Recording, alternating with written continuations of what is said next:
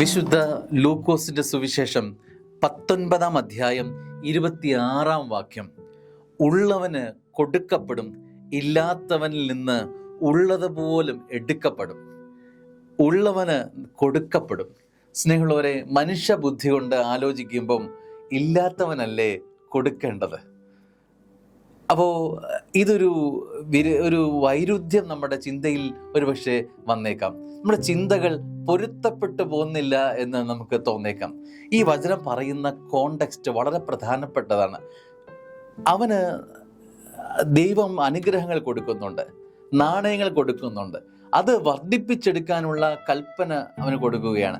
എന്നാൽ കൊടുത്ത നാണയങ്ങൾ വർദ്ധിപ്പിക്കാതിരിക്കുന്നത് കൊണ്ട് സ്വർഗം ആ യജമാനൻ അവനെ ശാസിക്കുകയാണ്.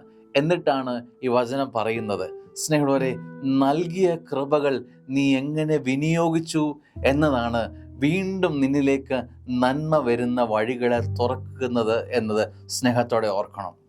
അപ്പോൾ നിനക്ക് ലഭ്യമായ സാഹചര്യങ്ങൾ, നന്മകൾ നീ വിനിയോഗിക്കുന്നില്ല. നിനക്ക് ഒരുപാട് കൃപകൾ നൽകപ്പെട്ടിട്ടുണ്ട്, അവയൊന്നും നീ ഉപയോഗിച്ചിട്ടില്ല. ദൈവം താലന്തകൾ വാരി നൽകുമ്പോൾ അതിനെ ഉപയോഗിക്കണം. ദൈവം മഹത്വത്തിന് വേണ്ടി ഉപയോഗിക്കുമ്പോൾ വീണ്ടും വീണ്ടും വീണ്ടും സ്വർഗം നിന്നിലേക്ക് അനുഗ്രഹങ്ങൾ നൽകും.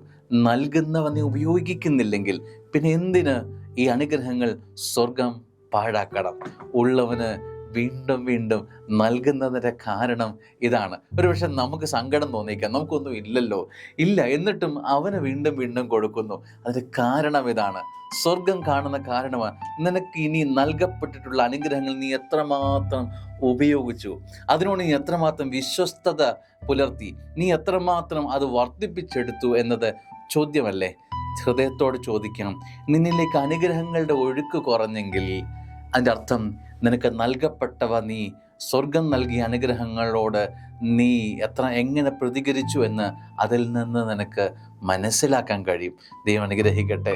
ഒരുപാട് അനുഗ്രഹങ്ങളാൽ ദൈവം നമ്മളെ നിറച്ചിട്ടുണ്ട് എന്നത് മറന്നുപോകല്ലേ. ആമേൻ.